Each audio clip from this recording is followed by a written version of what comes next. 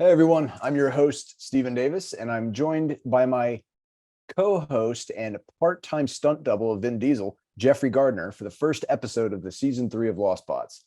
Today, we're going to be talking about a topic which is impacting a lot of organizations out there: consolidation of your tech stack. So, why are people looking to consolidate their tech stack? I don't even know what I'm supposed to say anymore because I'm looking at your background and I'm really super hungry now. That looks absolutely delicious. So good, dude. And my background will make sense later, much later. I'm just keeping it up because I don't want to change backgrounds because I'm lazy like that. But to answer your question, the major force driving the effort to consolidate right now is being driven by macroeconomic conditions. Big words. That's kind of affecting everybody. So businesses and individuals alike. Inflation's high, spending's reduced.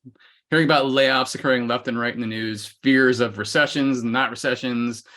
Uncertain climates make businesses kind of sketchy. So Gartner actually found that around 75% of orgs are pursuing consolidations in 2022, and that's up almost 50% from previous years. So one of the ways that organizations could cut costs is consolidating their stacks to fewer vendors.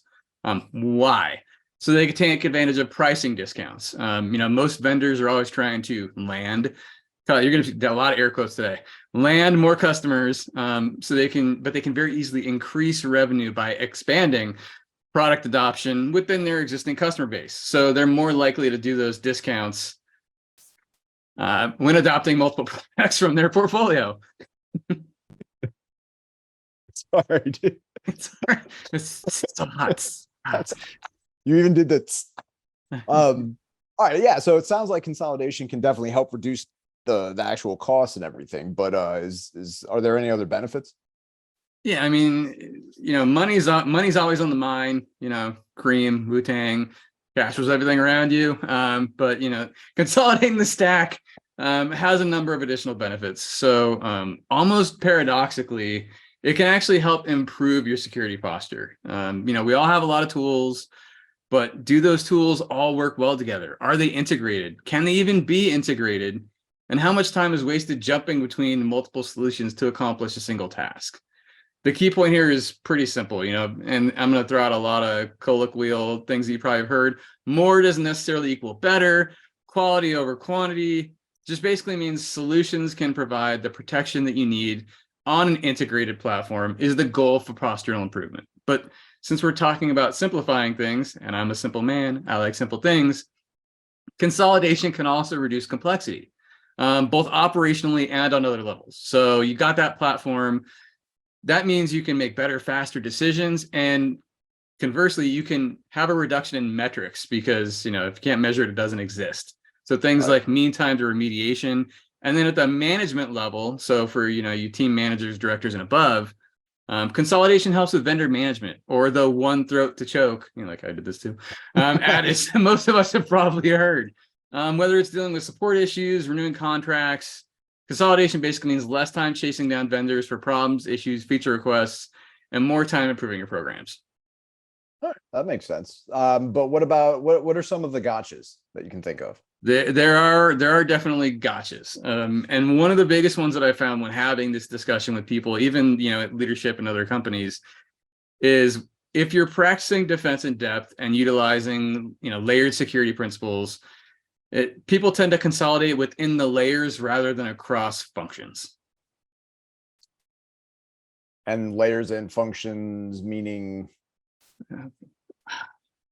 so yeah, I'm gonna have a BLT after this. Have a BLT after this for sure. But so that sounds good. Functions would be things like you have detection and response, you have application security, you have vulnerability management, you have cloud security.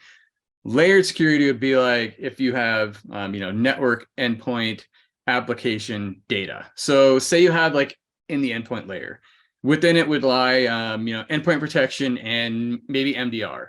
Some orgs will go, okay, well, let me consolidate EPP and EDR, EPP and MDR into a single vendor.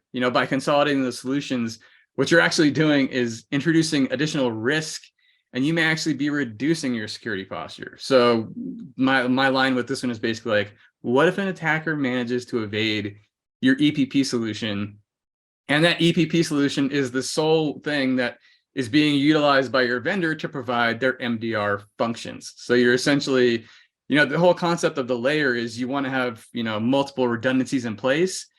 You're defeating your redundancies by consolidating within that layer. So instead of consolidating within a specific layer, you consolidate across functions. So instead of EPP and MDR, maybe MDR and vulnerability management, or AppSec and CloudSec.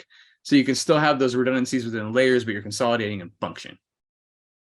I mean, it sounds easier said than done, to be completely honest. It was a lot. It was a lot. It was a lot. That was a lot. Like the bacon, that was a lot, man. Are there a lot of vendors who can perform multiple functions like well, or is it more of like, yeah, we can do this, but it's like, half-assed or whatever? I mean, so there are a bit of both, but even far fewer who can perform well. But even when we're talking about this, well is very subjective and unique to every organization. So let's say you want to consolidate AppSec and CloudSec, like we just talked about. Yeah.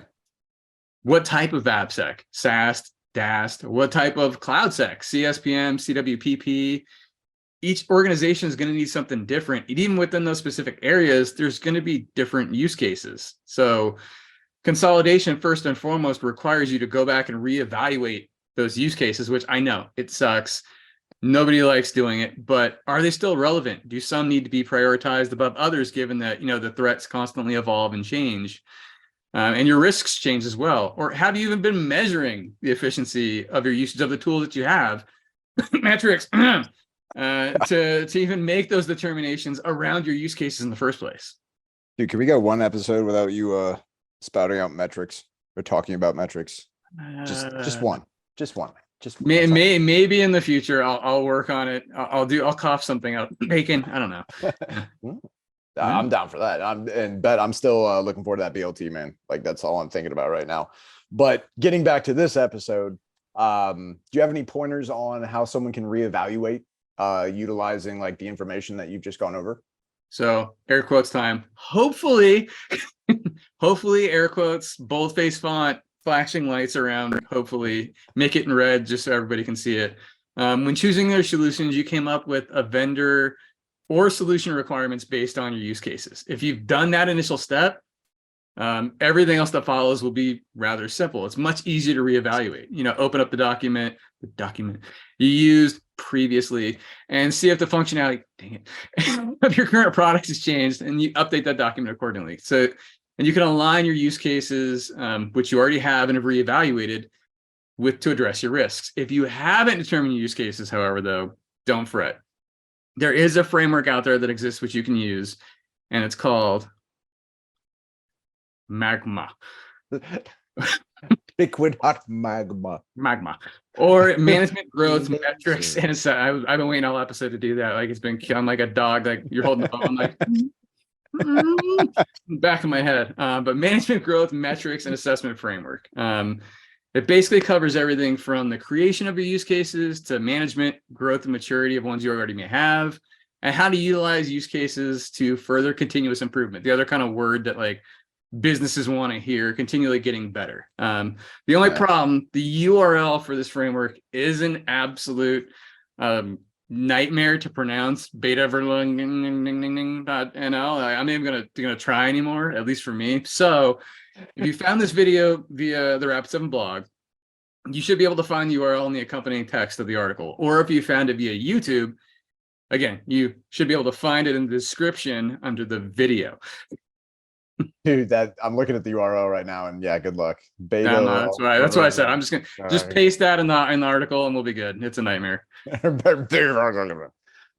www in that though. Magma. That's how they can just remember Magma.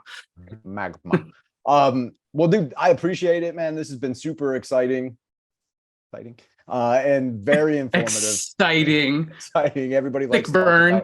Tech stack consolidation. Yeah, it is a burn. We all know it sucks having to consolidate your tech, as we all have specific tools and applications that we like using and have spent in some cases a lot of personal time and business time becoming proficient in. So it sucks having to kind of give those up. But with the consolidation and stuff like that, like you mentioned previously and a little bit earlier, I don't have to have as many bookmarks for different types of services that I need to run. Like I don't have to worry about flipping through too much stuff. So it would be well worth it in the long run. So Jeff, my hat's off to you, sir. I appreciate you coming in and spitting some knowledge. And let me know when the next Vin Diesel movie's out so that I can catch it when you're doing hopefully you can get me on set. I will. I'll try and ping Sam as well. So when the next, Angel Has Fallen, we can get together and get Gerard Butler and Vin Diesel together in the same one. Nice. Nice. Take it easy, everybody. All right, take care.